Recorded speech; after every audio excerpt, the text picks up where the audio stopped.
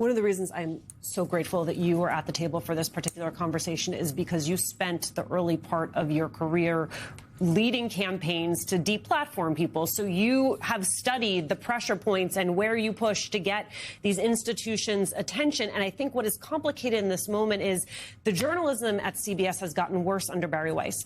Their viewers are walking away, but she has succeeded in greasing the wheels for her corporate overlords and what it is that they actually care about.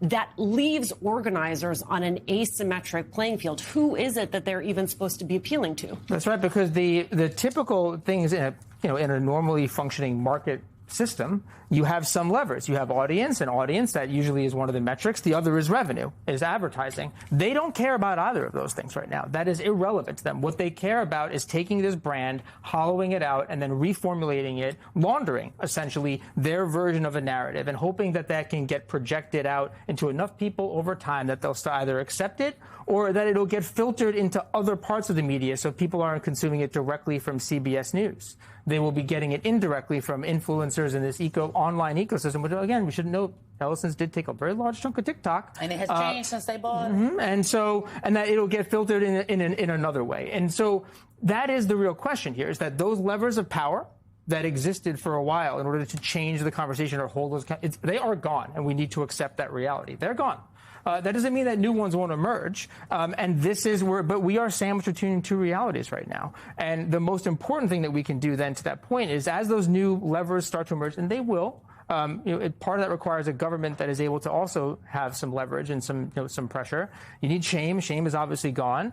We actually need inoculation. That's the most important thing right now, is that people have to be aware of what's taking place and not immediately start to become conduits for that misinformation and disinformation, because we are in this sort of transitional period. So let's go through the rest of that through line, because that's exactly where I wanted to go, to pick up on that last point. I think it's too late for that.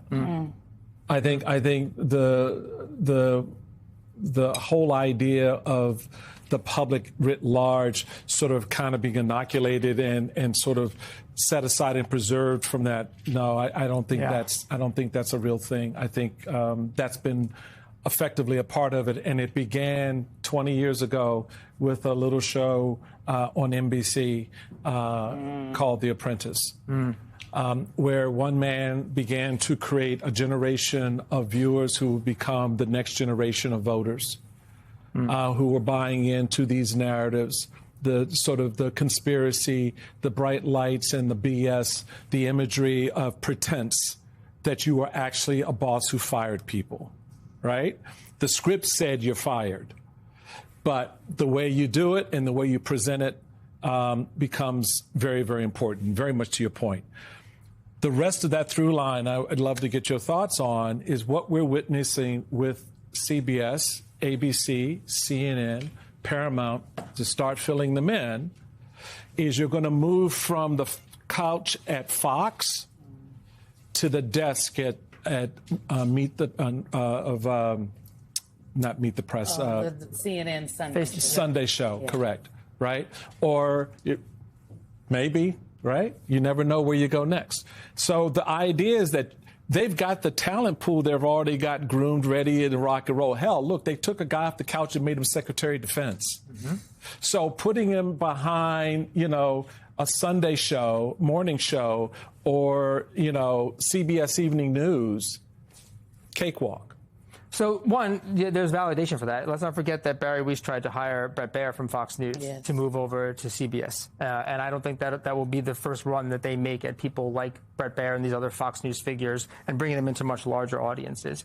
I do think that, and you're seeing this play out time and again with ABC News and Kimmel and the fight right now. I mean, it is happening at every single level. There's no doubt about that. I do agree to a degree that there's fighting back against it or holding the line is not going to work. But I do think there's a green shoot. I'm not saying but that's not going to work. No, I'm not an optimist, but I am a realist about it. And I think what you're seeing play out here is a need for more street fighters. We are in an environment now where information is going to be much more fragmented and atomized. And so you're not going to have these legacy broadcasters, these lighthouses that are serving the same function and editorial influence, these drivers, in the same way that they were in the past. You're going to need a lot of little figures to do it. And that, to me, is the real warning and lesson, that the right is already investing in that infrastructure for the new communication landscape. The same way you pointed to them having cultural dominance 20 years ago, they're already building the seeds and planting the seeds to having to drive narratives in a new atomized landscape where they don't need the CBS News. It's the podcast. It's the influencers. That's right. It's the. I mean, as you were saying that, I'm thinking in the 19th century, the fight over information was about newspapers. In the 20th century, it was about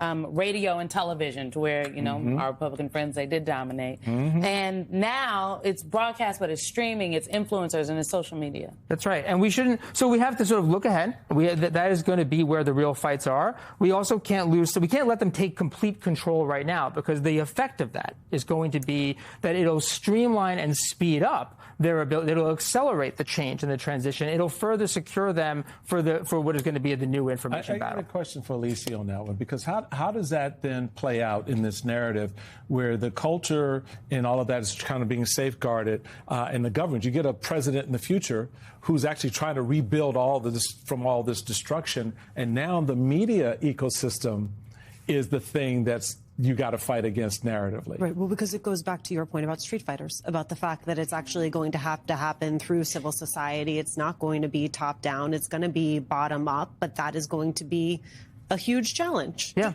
Okay, people don't like when I say this, but I think that the bad billionaires have, for lack of a better term, have understood the assignment. Okay, they have gone out for a long time. They've gone out. They've bought politicians, baby, and then they used to buy newspapers and radio stations. Now they buy whole broadcast networks and TikTok. I think the good billionaires, if there even are any, right? There are people out there that say there's no good billionaires. Okay, fine. But the billionaires that ain't so bad, maybe they need to step up, right? Is that not a part of being a street fighter? Where is Robert Smith? Oprah?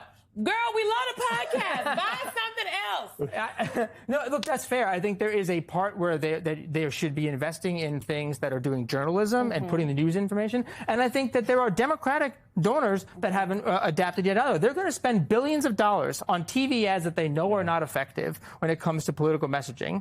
Instead, they can take a fraction of that to invest in these new types of communication tools, and they just haven't done that yet. But the right-wing donors have. I would say the Obamas, they have a whole network. Maybe they was on to something.